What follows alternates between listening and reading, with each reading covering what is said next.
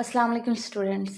जैसे कि हमने प्रीवियस वीडियोस में बहुत सी वेरिएबल्स को डिस्कस कर लिया है। अगर आप ये वीडियो पहली मरतबा देख रहे हैं या पहली वीडियो है ये आपकी, तो प्लीज़ अगर आपको किसी और वेरिएबल की समझ नहीं आती तो आप इसी प्लेलिस्ट में बाकी वीडियोस भी देख सकते हैं। उसमें होप सो के वेरिएबल्स डिस्कस किए गए हैं और आप मुझे ये भी सजेस्ट कर सकते हैं कि मैंने कौन सा वेरिएबल जो है वो डिस्कस नहीं किया, ताकि हम उस वेरिएबल पर बात कर सकें। क्योंकि रिसर्च में वेरिएबल्स की कंडीशन को अंडरस्टैंड करना बहुत ज़रूरी है। उससे ये होता है कि हमारे रिसर्च का जो रिज़ल्ट है वो एक्यूरेटली आ जाता है। जो 99% रिज़ल्ट है हम उसको क्लेम कर सकते हैं। 99% एक्यूरेट रिज़ल्ट फाइंड करने के लिए हमें वेरिएबल को अंडरस्टैंड करना ज़रूरी होता है। तो लेट्स सी, मीडिएटिंग वेरिएबल्स के बारे में हम बात कर रहे हैं और हम देखते हैं कि मीडिएटिंग वेरिएबल्स क्या होते हैं। मीडिएटिंग वेरिएबल्स होते हैं जो मीडिएट करते हैं इफेक्ट को, जो स्ट्रॉन्ग करते हैं, जो डायरेक्शन प्रोवाइड करते हैं। इंडिपेंडेंट एंड डिपेंडेंट वेरिएबल्स के दरमियान एक रिलेशनशिप को कायम करने में मदद करते हैं और जो उनको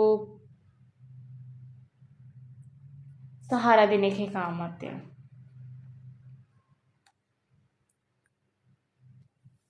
यहाँ पर हम बेहतर तौर पर अंडरस्टैंड कर सकते हैं। ये पिक्चर जो है वो बहुत ही मुझे अच्छी लगी, इसलिए मैं आपके साथ डिस्कस करना चाह रही हूँ कि सोशल इकोनॉमिक स्टेटस जो है वो एजुकेशन लेवल पे इम्पेक्ट करता है, डायरेक्टली भी करता है और समटाइम चाइल्ड रीडिंग एबिलिटी भी इम्पेक्ट कर रही होती है। पेरेंटल एजुकेशनल लेवल जो होता है वो इम्पेक्ट कर रहा होता है बच्चे पर और चाइल्ड की एबिलिटी भी कर रही होती है।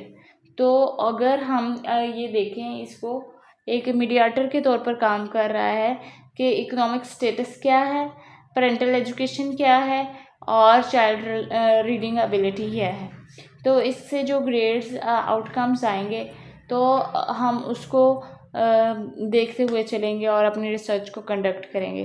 तो इसमें मीडिएटर्स जो हैं वो इम्प्रूव करने के लिए कि अगर इकोनॉमिक स्टेटस अच्छा है, एवरेज है या मिडिल क्लास लोग हैं और पेरेंट्स जो हैं वो एजुकेटेड हैं और वो हेल्प आउट कर रहे हैं बच्चे को, तो बच्चे की लर्निंग एबिलिटीज़ को इम्प्रूव किया जा सकता है।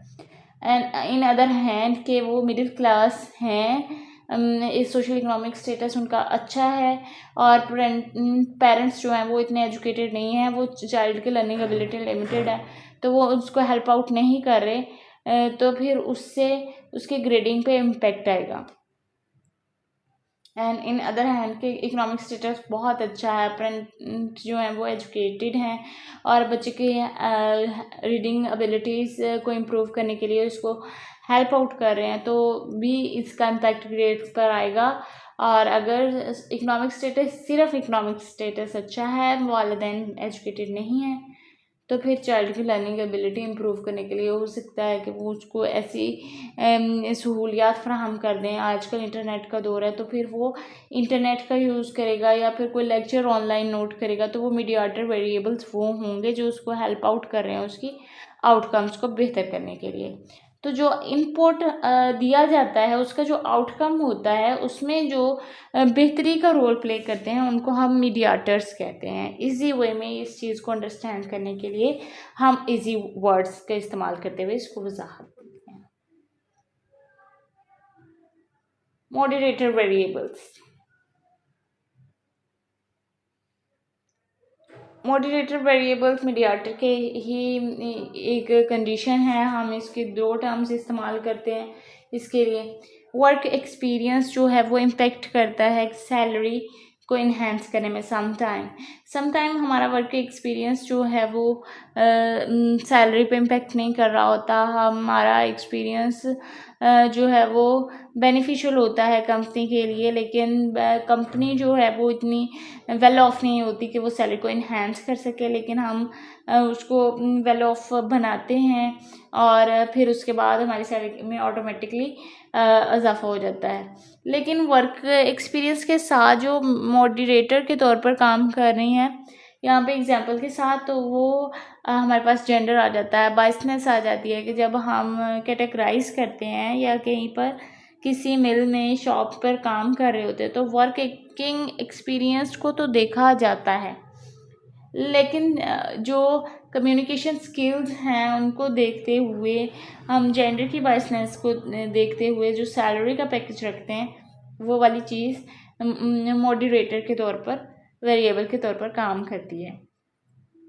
यहाँ पे एक एग्जांपल लेते हैं कि हमारे पास जब भी वैकेंसीज अनाउंस होती हैं तो हमारे पास एक कोटा होता है कि इतनी फीमेल्स और इतने मेल्स चाहिए, और फिर उनकी कैटेगराइजेशन होती है कि अगर इस ओहदे पर फीमेल वर्क करेगी तो वो कितने घंटे करेगी और मेल करेगा तो वो कितने घंटे करेगा। जो ये जेंडर बाइसनेस के साथ जो शेड्यूल बनाया जाता है वो हो सकता है कि वो उसमें जेंडर रोल प्ले कर रहा हो मॉडरेटर्स का।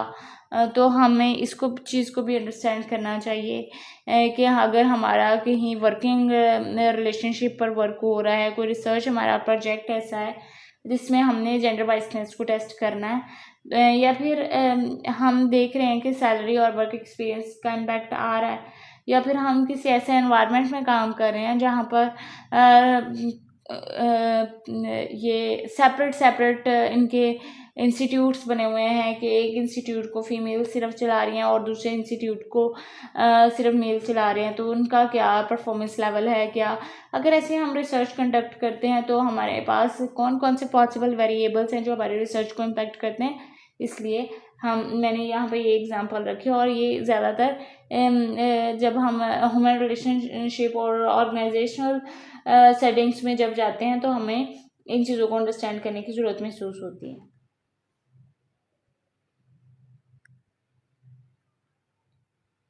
Mediator variables and moderator variables. Moderator variable को मॉडिफाई करते हैं और उसकी परफॉर्मेंस को इन्हेंस करते हैं। मीडिएटर होते हैं, रोल प्ले करते हैं, उनको हेल्प आउट करते हैं।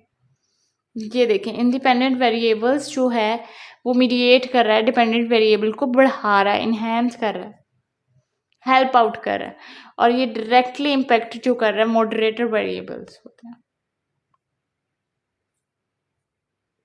समटाइम हमें मॉडरेटर वेरिएबल का नहीं पता होता, हमें उसके बारे में इंफॉर्मेशन नहीं मिल रही होती, या हम अंडरस्टैंड नहीं कर पा रहे होते कि कौन सा वेरिएबल जो है वो मॉडरेटर के तौर पर काम कर रहा होता है। तो उसको अंडरस्टैंड करने के लिए हमें उसके एनवायरनमेंट को अच्छे तरीके से ऑब्जर्व करना चाहिए कि क्या क्या चीज़ें इम्पैक्ट होती हैं, और इन चीज़ों को हम आइडेंटिफाई करने के लिए एक इंटरव्यू कंडक्ट कर सकते हैं, एक ऑर्गेनाइजेशनल सेटिंग को देख सकते हैं, और इस वेरिएबल को अंडरस्टैंड करने के लिए हम इसको पहले ऑर्गेनाइजेशन को, उसके एनवायरनमेंट को अंडरस्टैंड करते हैं, फिर वहाँ पर अपनी रिसर्च कंडक्ट करते हैं।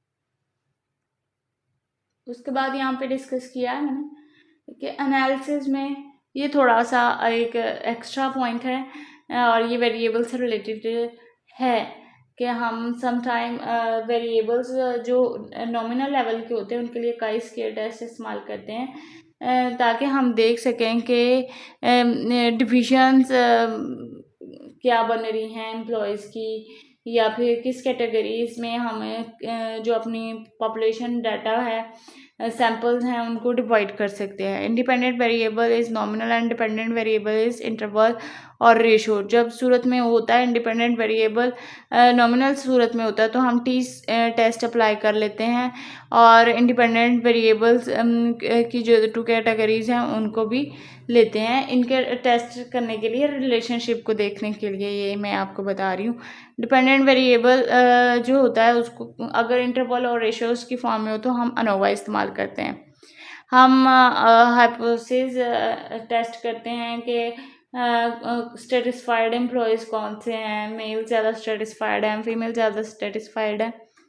तो हम टी टेस्ट भी अप्लाई कर रहे होते हैं इंडिपेंडेंट वेरिएबल्स के लिए, और अनोवा भी both at a time dependent variable के लिए इस्तेमाल कर रहे होते हैं।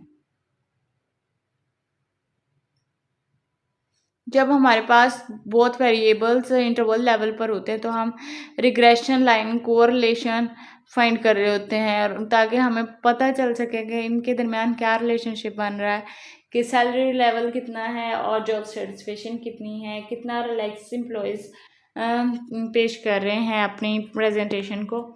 Thank you very much for watching the video and please अगर आपको कोई इम्प्रूवमेंट की सजेशन देनी है, कोई आपको वेरिएबल को ऐड करवाना है जो मैं डिस्कस नहीं कर पाई अपनी वीडियोस में, अगर आपने सारी वीडियोस वॉच की हैं, आप प्लीज़ वॉच करें और मुझे ज़रूर रिपोर्ट करें ताकि हम अपने लेक्चर्स में बेहतरी ला सकें। Thank you very much for your time.